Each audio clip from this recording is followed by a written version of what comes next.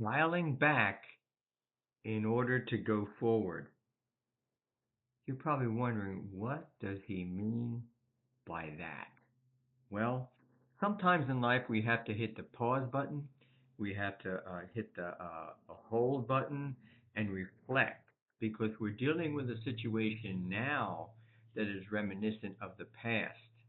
Now, I'll get into the different types of situations, but the one that I'm talking about here is the situations where things worked out. You did solve a problem.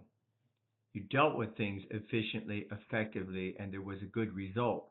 But in the situation you have right now, similar as it is, you feel down about it. You are just frustrated about it.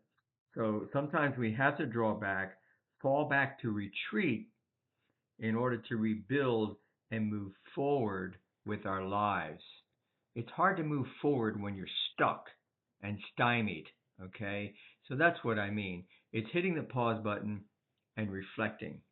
So also sometimes we have to visit the past, like I said, and hold the line.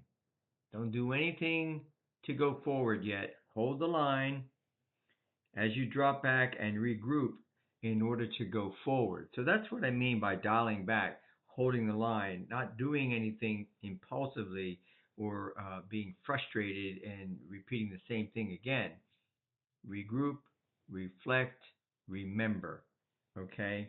Because the things that you did good to solve problems can be applied to now. You just have to adapt them and change them to that, right? So some examples, other types of examples would be is when something went wrong and you felt bad because you orchestrated that or I orchestrated something and I feel bad about what happened.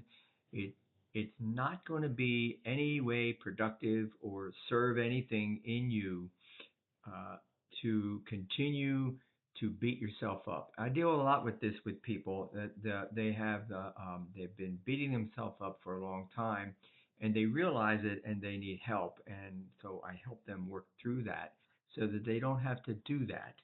Um, yes, we make mistakes. We do things that are frustrating to ourselves. We fail. We fall.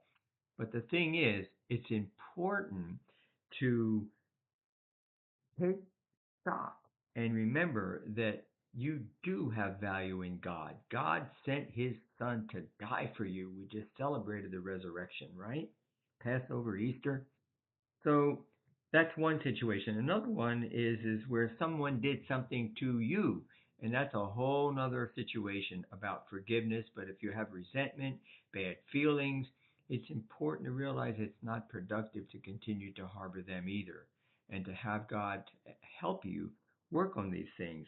How do you do this? And then there's the situations that happen that you have no control over. No one did anything bad to you. It was an act of nature. God let it happen.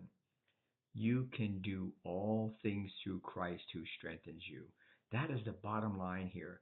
We can do all things through Christ who strengthens us. But it's good to remember. It's good to reflect. It's good to borrow from the past in the present. But to do that, we have to put the hold on what we're doing so we don't jump out and just try to solve a problem with just fly by the seat of your pants. I hope that this has blessed you. And so I pray that God will bless you today.